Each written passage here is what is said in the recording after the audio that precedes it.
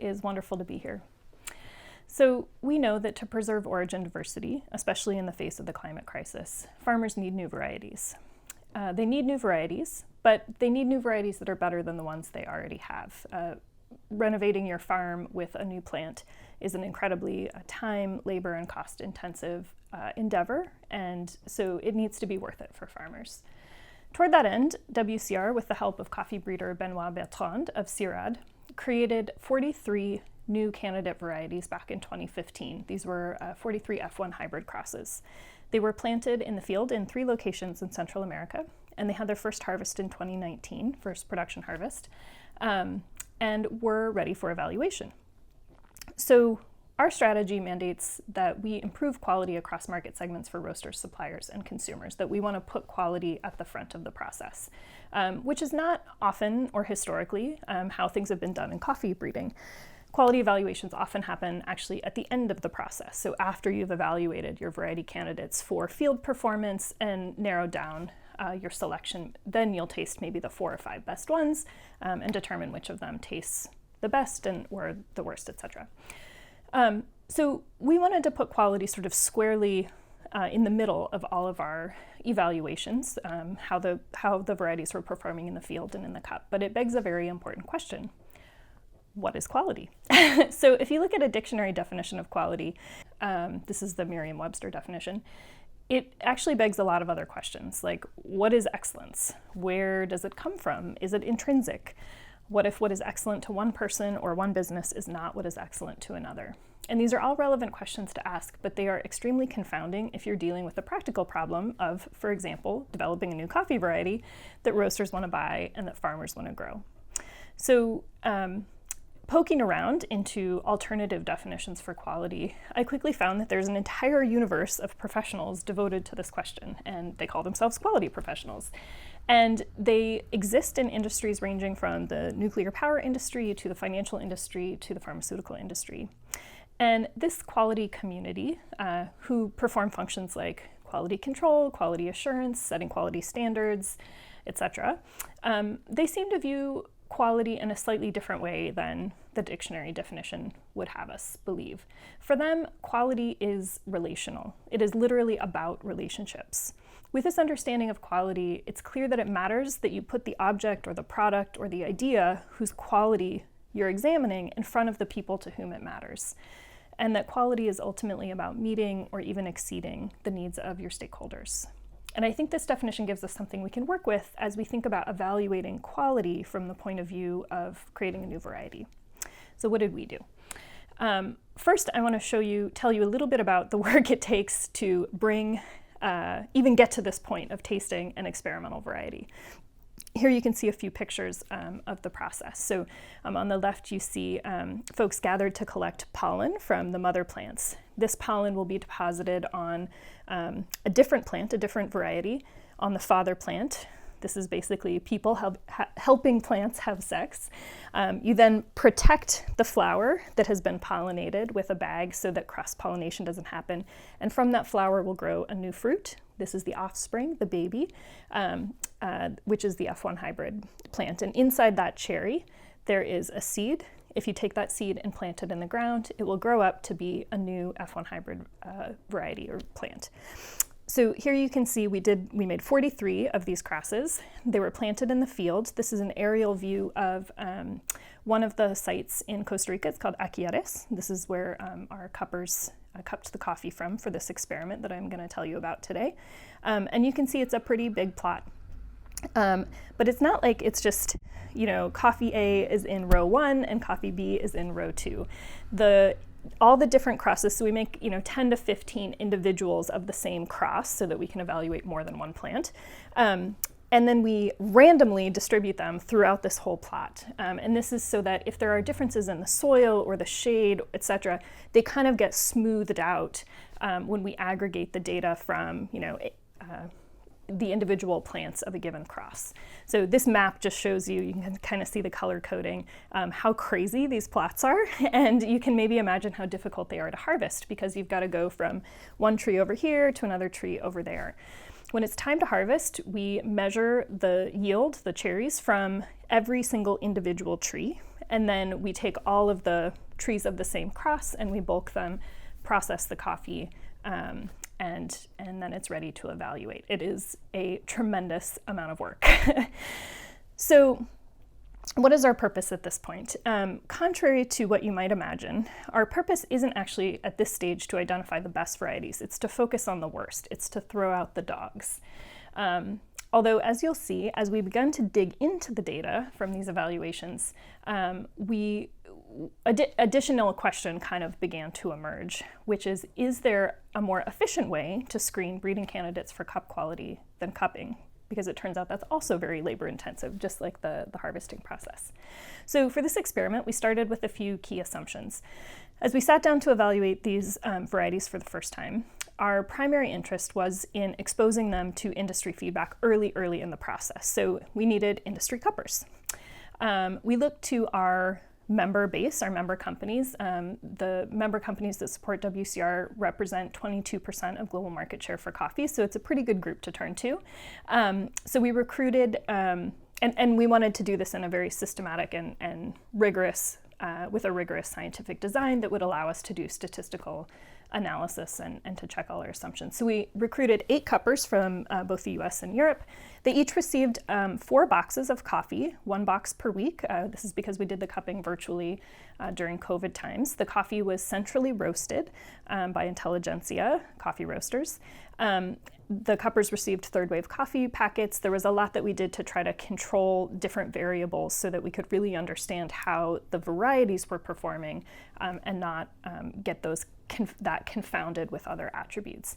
In each box, the cuppers received 9 variety candidates, 9 unique variety candidates, and they also received some control coffees so that we could test their reliability both from week to week and in and of themselves. We also started with the assumption that cupping itself is a reasonable tool to use to understand if there's interest from the market or enough interest to justify continuing with a candidate variety. We know that cupping is useful, it's essential for lots of quality control functions and even really for the all the basis of the trade.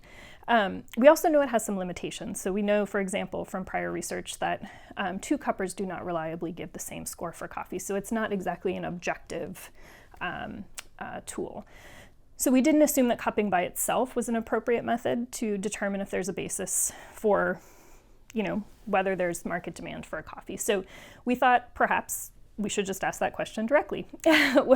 So we added an additional survey question for folks. Does this candidate variety meet quality specifications for a current or planned product in your product lineup at your company? We also asked about descriptors. What does the coffee taste like? What flavors and aromas does it have? So the first thing we did in our analysis was just a quick check. How consistent are the cuppers? We used the control coffees. These are just production roasts that came off the shelf from Intelligentsia, and the cuppers received 3 different of these in each box with 2 replicates of each of the 3 different coffees. So there were 6 extra samples in every box. And then we could see each week, are the cuppers on point? Are they agreeing with themselves within each cupping session? So those 2 replicates, do they get the same score? And do they agree week to week to week? Do they basically score those same coffees the same week to week to week? And we could see when we looked at the data across the weeks that, overall they were pretty consistent with themselves. Cuppers were actually cuppers are pretty trustworthy in and of themselves. It turns out though that and this, again, just confirms what we've seen in other studies, they're not really uniform in how they react to coffees. Cuppers don't react the same. Some cuppers tend to score higher, some tend to score lower, and there's sort of just different approaches. So this was expected, but here was some really good, rigorous statistical evidence. So we took a look at the cuppers. How did the hybrids do? How did these variety candidates do? Overall, if we took all the scores that, for the 36 variety candidates that were evaluated and we averaged them, we took the mean of all of them, 24 were better than that average score. That's great, that made us happy. But we need a new variety to be demonstrably better than what farmers already have access to. So with that in mind, in all of the plots where we have these variety candidates planted, we also have what we call a control variety, meaning an existing commercially available variety that's widely planted for farmers that has, decent quality. It's a good benchmark.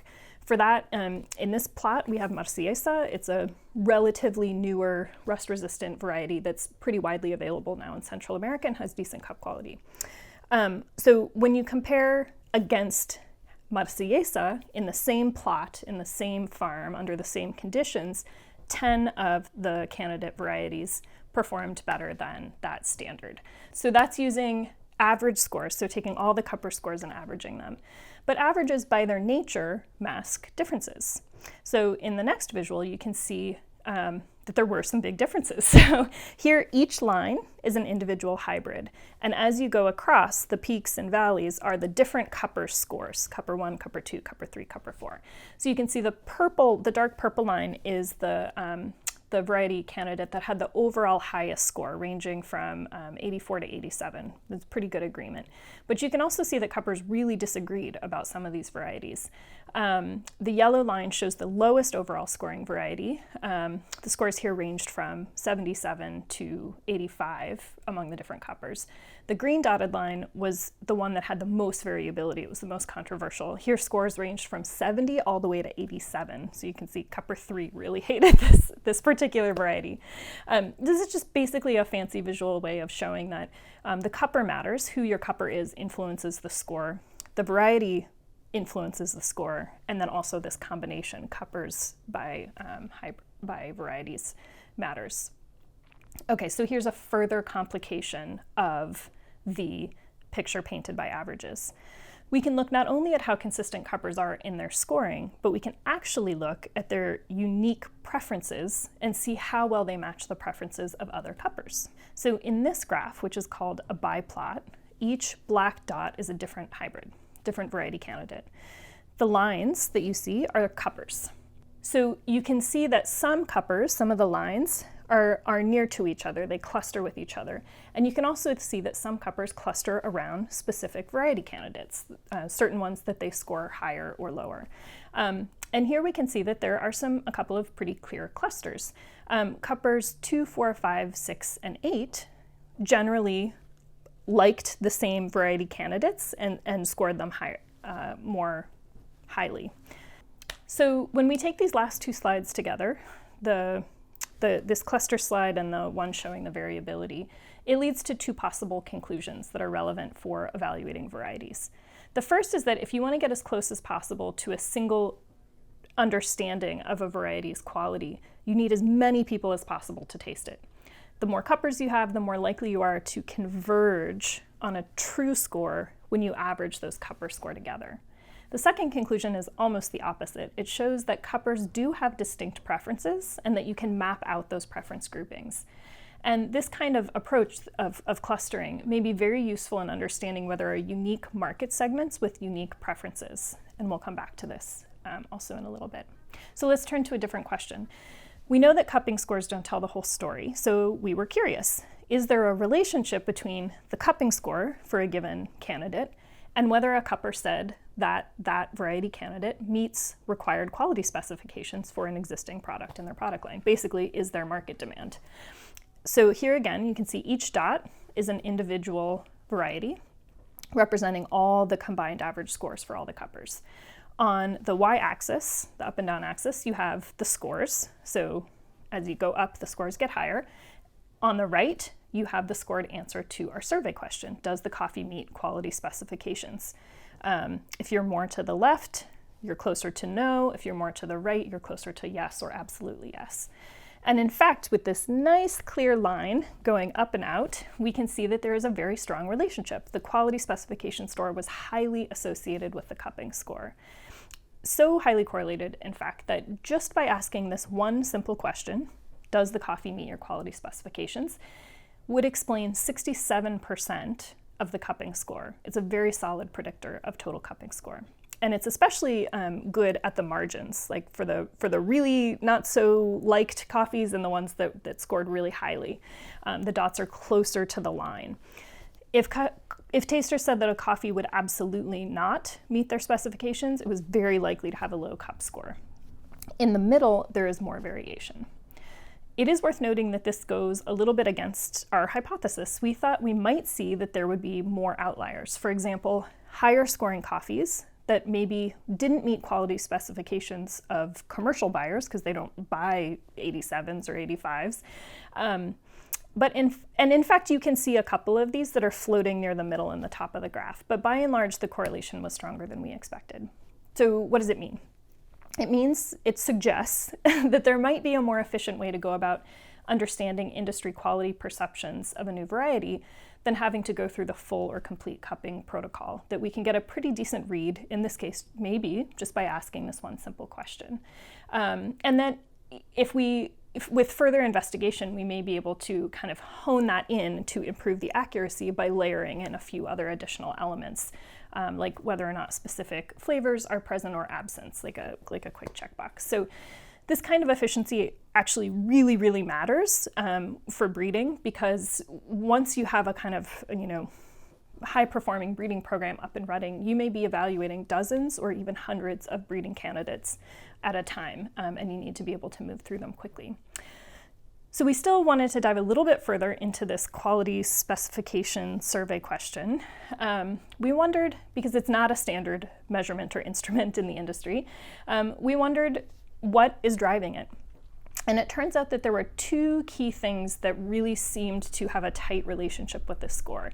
So if in the SCA cupping sheet, a given coffee had high body score and a high overall flavor score, the quality specification score would go up. In fact, just having a high overall flavor score on the SCA cupping sheet would increase the quality spec score on average by 1.3 points, this is again a 5-point scale going from absolutely no, it doesn't meet specifications, to absolutely yes. So 1.3 points is enough to shift it from a yes to an absolutely yes, and even a little bit more. So that's great. So flavor matters, but that's kind of vague. So are there specific flavors that seem to correlate with whether a coffee is more or less likely to meet industry specifications or cupper specifications? So perhaps not surprisingly, our 8 cuppers were prolific in their tasting notes. They listed over 200 unique descriptors, and you can see here that some of the flavors were more prevalent than others. The bigger words are flavors that showed up more often in the descriptions. But some flavors were not just more prevalent, they were actually more important, meaning they had a relationship, either positive or negative, on either the SCA cup score or the quality spec score. And here you can see both. So for quality specifications, again, this is does the coffee meet current or planned product requirements? If chocolate, sweet, or fruit were listed as descriptors, the quality spec score was higher by a little bit, about a 1/4 point. The negative flavors have an even bigger impact. For example, if earthy is present, the quality spec score steps down nearly a point. The impact of positive and negative flavor scores on the SCA score was more balanced. Interestingly, the negative descriptors were the same, but for the positive descriptors, floral and herb drove the SCA score, but did not seem to have an impact on the quality specification score. So we know from before that looking at averages can mask interesting stories. Let's look at whether flavor drivers were different for the different cupper clusters that we identified. Remember, a cluster is made up of cuppers who scored hybrids similarly to one another. So if we look at that, we can see that there are places where these clusters really do differ, where the impact of specific flavors on the quality score is different. So here you can see, again, the dots are different clusters, and you can see the impact of a particular flavor, each of which is listed on the y-axis, on the quality specification score. So does it move the score up or does it move the score down? What do we see? If you direct your attention to the dark blue and green clusters, these are the two that have more than one cupper in them, we can see in the middle of the graph that pretty much everyone agrees about chocolate. If it's present, it has a marginal positive impact on the score. Lower down, we can see that earthy is negative for both the blue and the green clusters, but it's much more negative for the green cluster. They're pretty different in how big that impact is. And lastly, at the top, we can see the most interesting thing, which is that for the green cupper cluster, floral is actually a negative attribute. If floral was listed as a descriptor, the likeliness of the coffee meeting quality specifications goes down. But for the blue group, it's positive. if it's there for them, the coffee is more likely to meet quality specifications. So this is all really interesting, but is it true? This is just one experiment with only 8 cuppers. Thankfully, it turns out we actually had a robust second set of data. At the same time as this experiment was unfolding, we had sent the same, or a subset of the same group of variety candidates that were grown in a different location on another farm in Costa Rica at a higher altitude, in fact, at the Starbucks farm at Alsacia, to a separate group of cuppers from 15 companies. So we reran the same tests on the second set of data, and we found that, in fact, it did hold up. By using the single survey question and the presence or absence of just 4 impactful flavor attributes, we could predict 72% of the SCA score. So what's the implication of this? It does suggest the possibility that if what we want to know is whether there's a market for a new variety, we may not need to cup the coffees in order to answer this question. We might actually be able to do something a little less time-consuming, a little less costly. For example, we may be able to send the coffees out during early screening phases and just ask people directly, does it meet your needs? Does it have particular flavors and aromas? What exactly those questions could or should be, I think probably needs some further validation, and we are in fact working on a follow-up experiment.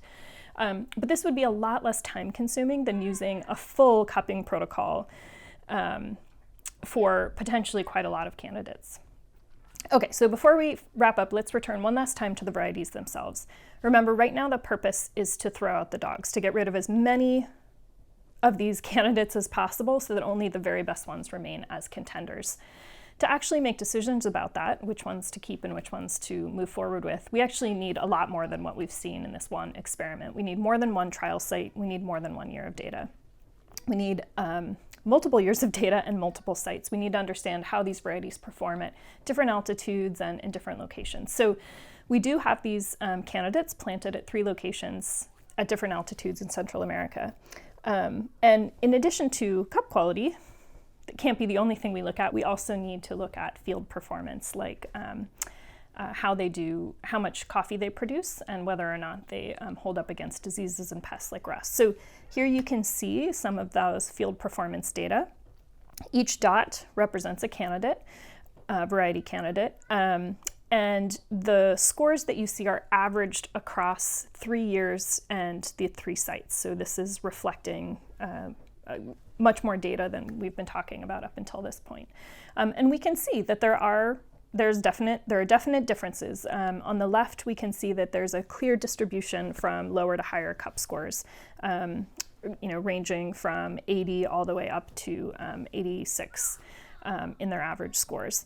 On the right, you can see that there's also a pretty significant difference in performance with coffee leaf rust. So the varieties clustered toward the left-hand side, the middle of the page, are showing much more tolerance, but there are a few outliers that have been badly affected by rust. For both sides of the graph, as you go up from the bottom to the top, you can see yield performance. And again, here you can see that there are some that are definitely outperforming others. We can also see that there are some trade-offs here. So unfortunately, the candidates that have the highest quality in the cup of this particular group for these particular trial sites that we have, they also had the highest susceptibility to rust. These things are not necessarily mutually exclusive, but here it does look like there's a very high correlation between cup quality and susceptibility to rust. We can also see that there's a group with, with the data we have, with pretty solid yields, very low rust, and pretty decent cup quality as well. Perhaps most interestingly, for further research and further work, we can see that heredity is carrying through. So you may notice there's sort of subtle color coding here. There's purple, red, and orange groups. Each of these, it's showing basically which plant was used as the mother plant when we made the crosses. So the purple group had Marsellesa as a mother plant, and you can see that overall, these plants have the highest yield. You can see that the red group, circled in the middle, had Geisha La Luisa, a particular geisha strain, that are producing very high cup quality, also very high rust susceptibility. You can see the orange group clustering there on the right toward the, pushing toward the middle of the graph, have very, very low incidence of rust. And these all have Obata as one of the parents. This is really interesting for us because it matters for future breeding. If we can see that certain traits are carrying through from the parent through to the child, when we're interested in targeting those traits in future breeding, it gives us a strong sense of which varieties to look to as potential mates in some of the crosses that get made. So what's next? We've whittled it down to 15 candidates that will go forward for further evaluation this coming year. We will collect another year's worth of data from our 3 sites, field performance data, cupping data, and make another round of cuts, eliminating the lowest performers until we have maybe 1 or 2 final candidates. And then we'll be at the end of this part of the process and have a candidate variety ready to offer up for further, now larger scale commercial field testing to make sure it really performs well and under what conditions it performs well under real life circumstances on farms. Because remember, up until this point, these trials have all been managed essentially on research sites with very high levels of management, which isn't always the best predictor of how it's going to do in a real farmer's field. So that requires some additional testing. So I hope you found this interesting and kind of a peek under the covers of how the breeding and evaluation process works, and some of the thinking that's going into how to incorporate quality evaluations into that process going forward, and getting industry feedback at a really early stage. So thank you.